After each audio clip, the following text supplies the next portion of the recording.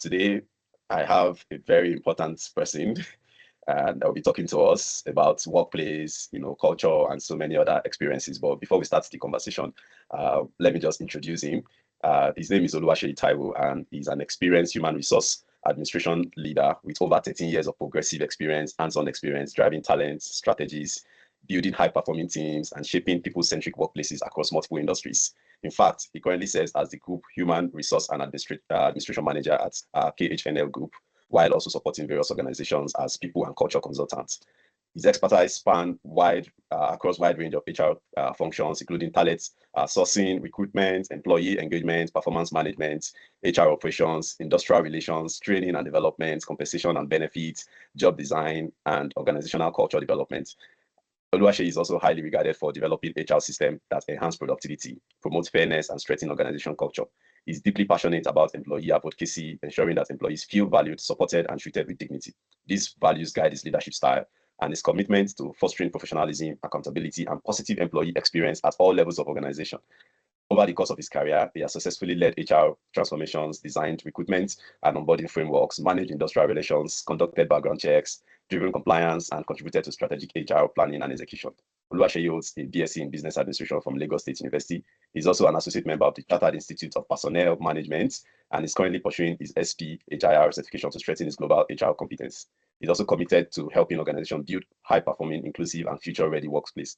Oluwaseyi brings authenticity, clarity, and depth to every conversation, collaboration, and professional engagement. Prenural, this profile may intimidating, I must say. In fact, for someone who has 13 years of experience, I wasn't expecting less.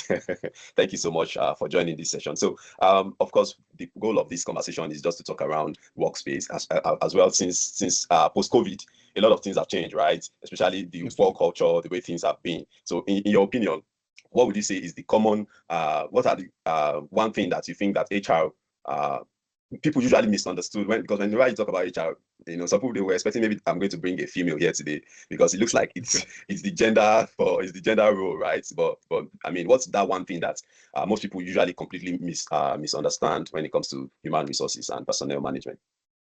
Okay, good afternoon, everybody, and thanks for having me on board. Okay, one thing that people don't really know much about HR, or they have another perspective of HR. They think HR is just fire and hire. HR is more than fire and hire. So HR, fire and you hire. HR is not about fire and hire, though employment, recruitment is part of one of the competencies of a good HR personnel, of a good HR practitioner. If the recruitment process is faulty, or if it is wrong, there will be a side effect in productivity. I've seen a situation whereby that there have always been problems during the recruitment processes. Some of the organizations I consult to, I've seen a situation whereby a wrong recruitment process affected the whole team in the department. It almost collapsed a section in the organization. There are different practical experiences. HR is not all about hire and fire. HR creates an environment whereby an employee feels comfortable, whereby HR also encourages employee engagement within the system. HR encourages employee engagement within the system. HR is not also only for hiring. It also creates a work-life balance among employees. Interesting. So HR fosters a positive work culture.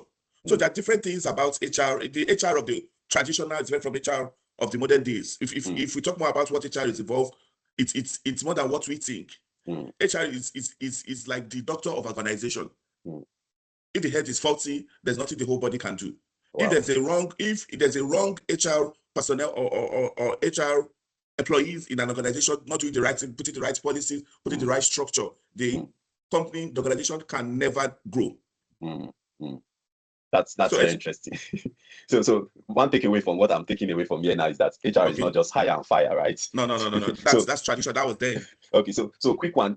So let's take your conversation now. So in a situation whereby you hire someone, right? You perceive that this person is a good fit, because of course it will take us on this conversation, will take us to another conversation. Now you hire someone, you think that this person is a good fit, they check all the boxes, right? And then you bring them in, you discover that they are opposite of the entire thing you believe that they are.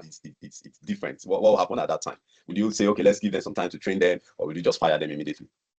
Okay. there have been situations whereby, in my practical years of experience, whereby who you employed, when it comes to the real life, when they join the system, it's different from, because at times what you see on the CV, it can be copy and paste. You just notice, you will see a fine CV, like wow, a fine profile, but during the recruitment process, you notice what is on paper, it's very from real life. So when it comes to recruitment process, one needs to take time, one needs to be open-minded, one needs not to be biased. You must think outside the box. Don't think because, oh, I like this face, let me employ this person. No, it's more than that. So if the recruitment process is wrong, let's start from the selection process. You're attracted to the front size of a CV or number of pages, and somebody that has more experience, but the CV is just like 2 pages, but when they had like 7 pages, like, oh, this one, no, it's not about that. I see. So one needs to be open-minded during the selection process. Once they come for interview, you need to remove being biased. You need to be professional in doing that. In a situation where Well, that's so interesting. there are different recruitment stages whereby one needs to really pay attention, and different employees have different recruitment stages. A technical person and somebody in the office, there are different recruitment phases. Say, for example, you want to employ a technical person, or you want to employ a chef. There should be, during the recruitment process, there'll be practical sections.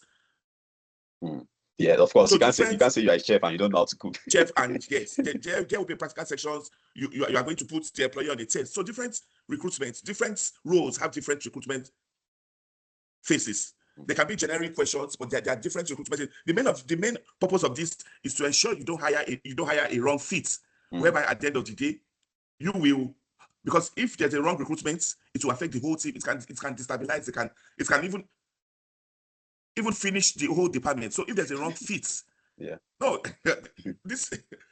seen different stages, different scenarios whereby there's something I can't even say online now. Within some organizations, some non-organizations, that you think everything is fine there. But there's even one that I was even engaged with recently, whereby there was a wrong recruitment when it comes to the salary.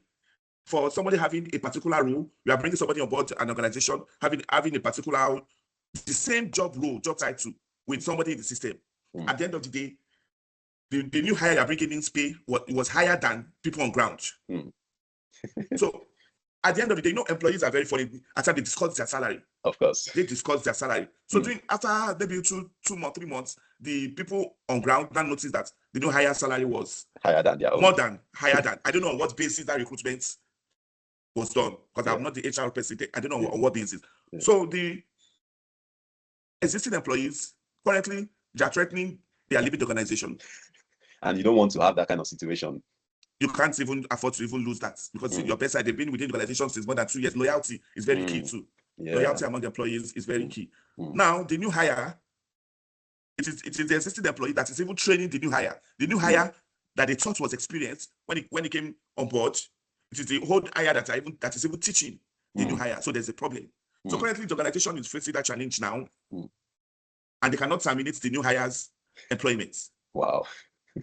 Because on what basis are you going to terminate the new employees' contracts? Yes, on what basis are you terminate the new employees' contracts? On what basis? And organizations now need to be careful, because employees now, they know their rights. To avoid any legal issues, going to industrial courts, spoiling the organization name. If there is a wrong hire, and you want to terminate the contracts, on what basis? So recruitment now, one needs to be very, very careful, professional, open-minded, and not to be biased. Not, oh, it's my friend's friend that gave me, so I need to. No. Because if the recruitment process is wrong, there are different things happening in organizations now, like the HR of the organization. Based on referral. Okay, no. Based on sentiments. Somebody within the organization, it's top management. Take this is my brother because he employed. At the end of the day, this is what is causing wrong hire, wrong recruitment, and it will affect the productivity, efficiency within the department. It can even destabilize your current employee. Interesting. So now I understand that the hiring process can go wrong, right? But what's the process now? There are some roles that do not require the individuals to come on site for the interview. Maybe they're in a different location, and then you have to now interview them remotely. Now, with the advent of AI, machine learning, artificial intelligence system, people try to hide under the having the interview remotely, and then they use all these LLMs or chatbots to pass the interview. What are the process, or what have you guys been able to do in the industry to kind of handle this situation? It's there. We can pretend that it's not happening, but it's happening. There are people using it to pass interviews. Sure. Yeah. So okay, in a situation like that is what we have seen too, we have noticed too, within the HRO space. AI now checking online, because most employees now, they want to interview via remotely. Nobody wants to come and wasting time. Although that saves time, that saves costs. But at the end of the day, they use AI, they use all these chat box to answer the question. So what we do now is fine. We'll make sure maybe the last stage must be physical. We want to see you to know that this person is even a human being, or so we want to see you live. Fine, the recruitment process it has been fine going on, but let's see you live. Let's have a conversation one-on-one. So that is what is applicable now. It might be 3 stages of interview. It might be 2 stages, but the first stage we can have a remote interview. That's fine. But the final stage will be a live interview. We don't call it interview, a chat, interactive section. Okay. Or let's just have let's say 10-15 minutes interactive section. Okay. The essence of that is to know whether what you are seeing online and offline and reality offline is the same. It's just not to have a wrong recruitment process. So that's how we've been able to maneuver it now. Okay, so looking at keeping employees, like you said, I remember in sometime around 2014 thereabouts or 13, I wrote an article where I did a research about the impact of motivation for employees, right? And from my findings, I found out that employees that are motivated, in their organization tend to want to stay longer, tend to want to perform better. So from the current trend, in terms of various organizations and all, right? What's workplace? What are the, like, some of the shifts? What are some of the processes that organizations need to put in place to ensure that employees stay motivated, and they are also able to perform well on the job as well? Okay, firstly is recognition. All employees love being recognized. Recognition. I should take my notes now. Okay, all right, recognition, yeah. Recognition. Although, also, it provide a work balance culture within the organization. And there should be flexibility in work hours. Okay. Some organizations now, flexibility in work hours, or you introduce what's a hybrid option. Most employees now, once they are coming for invited for an interview, they will ask you, how is the work schedule? What are the work hours? Employees that don't even want anything that is community daily. They don't want that again. Once you tell them, oh, community, they're like, they're not interested. They want at least having a hybrid option. So that will make organizations stay. And people currently community daily now, they are looking for a job that can accommodate an hybrid option. COVID has introduced so many things. COVID has introduced so many things within the workspace. So employees now, they want a work life, a flexible work hours. Some companies currently now, instead of the 8 to 5 culture, some companies now have introduced 9 to 3, 9 to 4. It's just to retain employees. Those are just the strategy to keep employees yes, exactly. Yeah. So you mentioned, sorry to cut you. You mentioned recognition. Yes, you mentioned recognition, right? And I think some of our listeners, right, you might be wondering. So if someone is already in an organization, right, maybe someone that is listening to this podcast or this conversation, now they want to maybe stand out, at their work, and because of course for you to be recognized, your work needs to be outstanding. So what are some of the simple things that these people can start doing today in order to keep them outstanding, and then they can be able to receive that recognition at their work? Because I mean, some people feel like they are not recognized even no matter what they do. Okay, so what I mean by the work, take for example, you have like employee of the month in each department. Everybody loves recognition. Everybody loves, whereby maybe among all your colleagues, you are called out that, this is our staff that did well for the month. The picture is everywhere. Everybody, so it makes employees, it gives them morale. It increases productivity. It increases employee engagement. Recognition might not be very, very expensive because employers don't really want to spend much. Employers don't want to spend much. They want to maximize profit. Yes, they want to maximize profits. They don't know employer want to spend like. So as little as it is, it can be a photo frame. It can be a little cash gift. Not really much, but it increases productivity. Anyway, this is done. It increases staff morale. It increases productivity, and it makes employees stay. Because everybody's looking forward to the day they'll be recognized too. You can also do birthday shout outs. Birthday shout outs. These are the people Oh, social units within the organization. Oh, these are the shout outs. These are the birthday celebration for the month. So you call employees, it can be just a cake, just celebration. Okay, awesome. So And that, also, all right, and, go ahead. and also you can introduce Thank God It's Friday within the organization. Maybe once a TGIF. month, TGIF. Everybody is always looking forward to TGIF. Trust me. Everybody's always looking for TGIF. So little things, once the employees are recognized, you notice the attrition rates will definitely reduce. I see. So so we have discussed in terms of the employer side, right? What of the employee, right? As some of them claim that, oh, they have been here for 2 years, they have been doing everything that they can, but it looks like their work is not seen, because actually, as a leader in the industry, you might also be working with some people.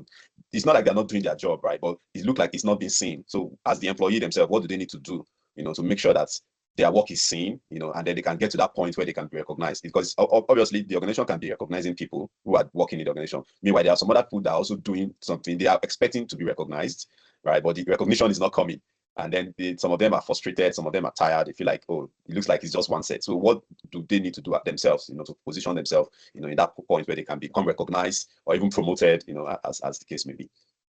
Okay, I forgot to mention when it comes to the employer side, employer is supposed to invest in career development, like training. Give your employees regular training. Regular training can be on the job, it can be off the job. Let there be mentorship. Let there be a clear career path. Employees stay where they see future within the organization. And employees are very funny.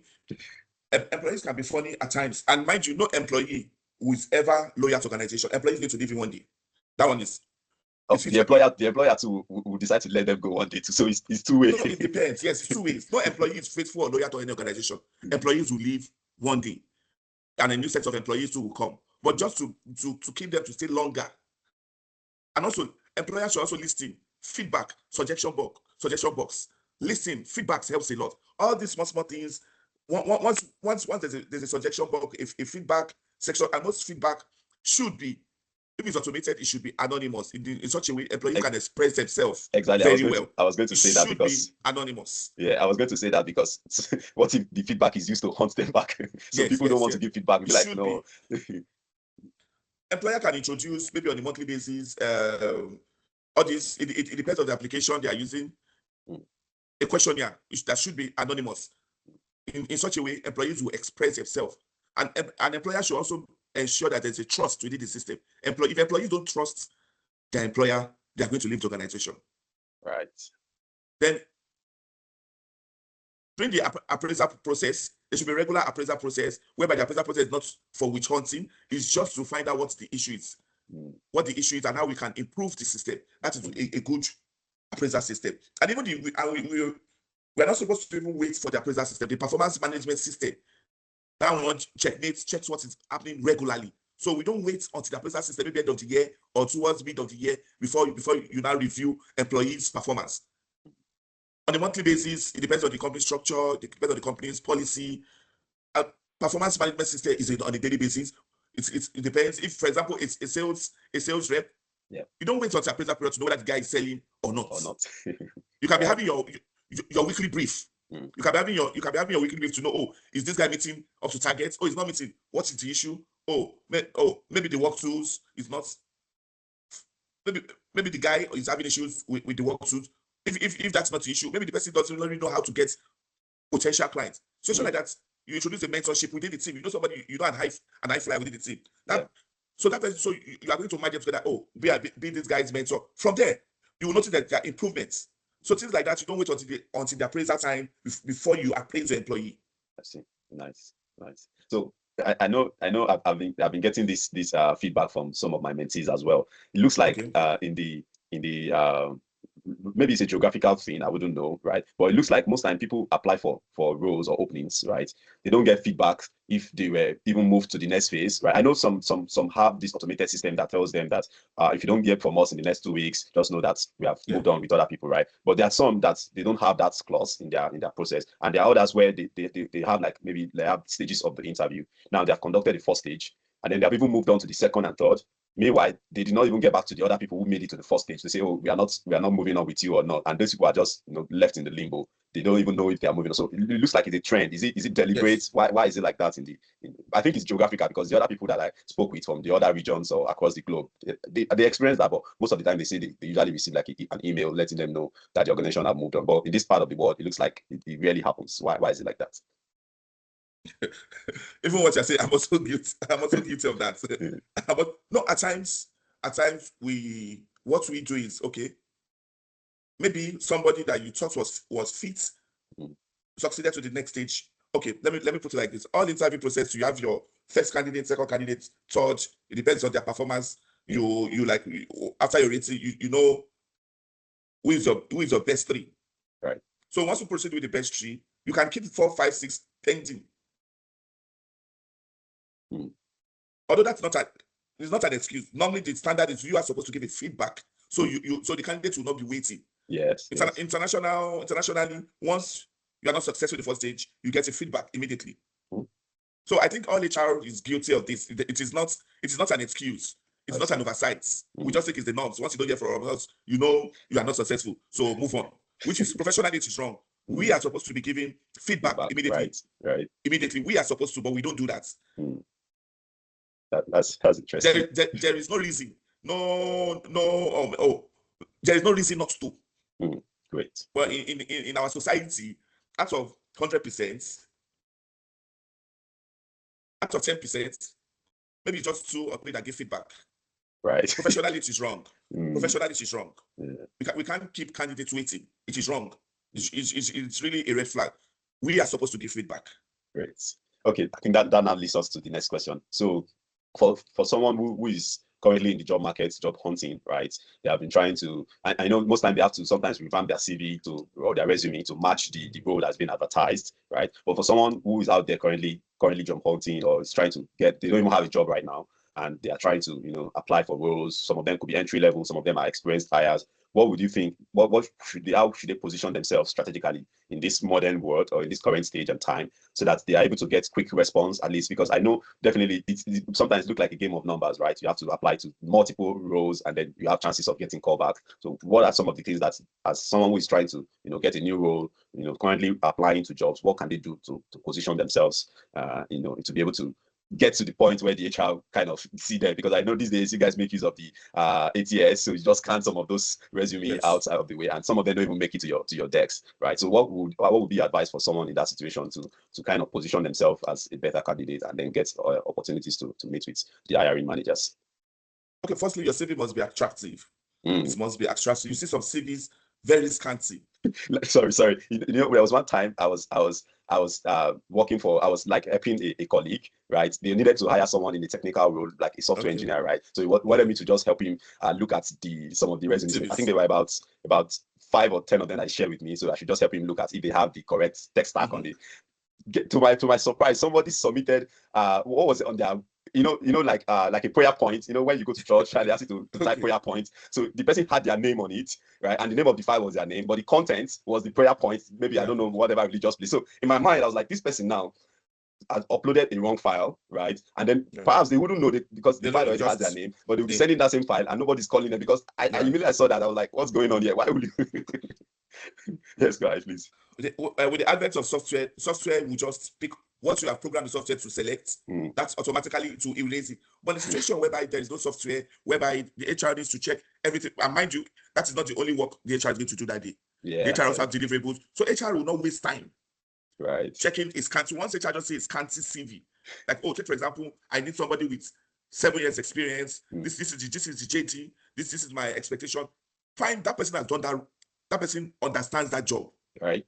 But looking at the CV, the best question, okay, job title, XYZ, from this year to this year.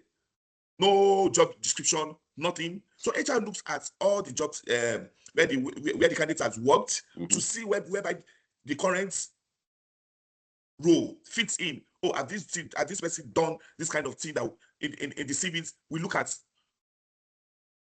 where the person has worked and what the person has done. Does the person fit in what we currently look for? So HR look for a particular thing that will sync. But you show that the candidate is not writing anything, HR will move on to the next candidate because HR cannot be wasting time. And you see some CVs, you see different bullet points. You see this one is using Arial. The next page you see Calibre, different font size. Inconsistent font You'll be size. like, no, no. You move on to the next candidate. Yeah. So HR, there are many CVs HR is selecting. So once HR sells those things, you just move to the next candidate. Some CVs are scattered. when it comes to job history, you notice somebody that works in a place 2002 will be number one. The next one will be the current. So there are some CVs that you see some CVs will be like, oh my God. You move on to the next candidate, you don't even waste time. So situation whereby HR have that opportunity to select one by one. So that gives the candidates opportunity to sell themselves, even without speaking with the person. Right. Software automatically will even remove the CV immediately. So software does not even waste time at all. What software have already picked what you want, what your requirements, it filters and it screen all of them. But you show whereby HR needs to check one-on-one. You will see somebody applying for okay. So you will see some roles, you'll be like, and even at times, there's fine CVs that you will see that you will be forced to keep. I know this guy or this lady will be a potential candidate in case we have opening for this role in the nearest future. Wow. Oh, so HR, so you guys do that, you keep some for I see. You just notice some people just say, I don't know this company, I don't know them, but they just called me, I didn't apply you. They've applied previously for a role. I see. Not, and the role might not be available, might not be opened in the company for now, but in the nearest future, you'll be like, oh, this person is a good fit. You just notice the company will not even do an ad. We'll just go back to the CVs in the database. HR keeps CVs. We have CVs in our database because we need to close that recruitment. There's time for recruitment. We need to close the recruitment on time. So CVs, if CVs is not attractive, if it is scanty, it's a red flag to HR. I see. Okay, thank you very much for sharing that. I'm sure this is going to help someone out there. Of course, some of the take home is to for me, most time when I have opportunity to talk with people or to my mentees or other people who are also trying to get something, I usually say that it's an opportunity to market yourself, right? Because it's like marketing. So you just need to market yourself. And most time before the hiring manager gets to meet you, it's your CV or resume that they meet. So if your resume is not organized, it's not intentional, it's not well detailed, it speaks a lot about you as a person, right? That you're not even serious about what you're trying to do. And so thank you for sharing that as well. So finally, what would you for our listener out there, what would you like to share to them? Especially some people have already been working, that they're discouraged, some are trying to get new roles, some do not have any role at all, they're trying to get something, and some are also worried about the future of work, right? Because with the advent of artificial intelligence, so many roles are gradually fading away, and HRs are replacing some of these roles, combining some together, But so you just conclude that in 2 points, right? Then the final one would be just to add that, do you think that the HR department is being threatened by AI? Because definitely right now there are artificial intelligence systems that are now doing the entire recruitment process. You don't even need to, once you submit your resume, it scans, invites you for a virtual interview, you speak with the machine, and then it goes through even the onboarding process and everything. So you can just unpack both points and then we can wrap it up. Okay, from my end, I encourage people, keep developing yourself. Things are changing on a daily basis. Things are really changing on a daily basis. Join professional bodies. Join professional bodies whereby you can learn and be informed about what's changing within your organization, within your industry. Right. You can go online. Because ChatGPT is where you can get different information from. Just make sure you are always in line. You know what is applicable in every industry. Don't give up. Develop yourself and be encouraged. Great. Thank you very much. So do you think that AI is going to replace HR? No, that is not possible. Although one of the parts of HR on AI recruitment is faster. It saves time. Okay. When properly designed, there's reduction in it being biased. It's data driven too, but it can never replace HR. That is not possible. Okay, so I think that's good news for someone who's trying to start a career in HR or human resource management, because they'll be like, do you think we should still go on and pursue a career in human resource management, looking at the way artificial intelligence is automating the entire process and procedure? So I think usually there will always be need for people management, providing that human communication, managing the interaction between the employers and employee, though it might lead to a reduction, because now in an organization where you usually might need like 7 to 8 human resource personnel, maybe now you might now need to have just 3 or 4, because the other parts will now be handled by the artificial intelligence system that this organization have.